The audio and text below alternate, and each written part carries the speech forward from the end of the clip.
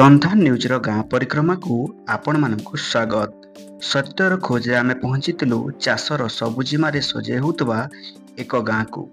ହେଲେ ଦୁର୍ଭାଗ୍ୟବଶତଃ ବିଗତ 4 ବର୍ଷ ହେଲା ଚାଷ ଓ ଚାଷୀ ବିଗତ ସରକାରର ଯୋଜନାରେ ହତାଶ ହୋଇ ବସିଛନ୍ତି।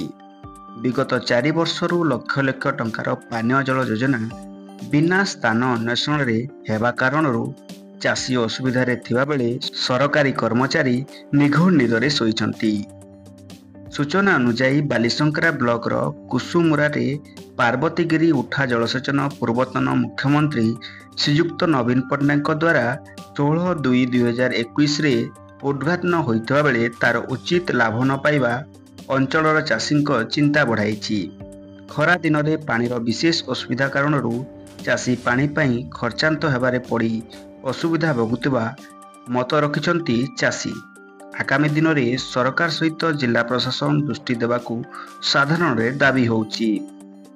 କୁସୁମୁରାରୁ ଦୁର୍ଯ୍ୟୋଧନ ଗଡ଼ିଆଙ୍କ ରିପୋର୍ଟ, ସନ୍ଧ୍ୟା ନ୍ୟୁଜ୍।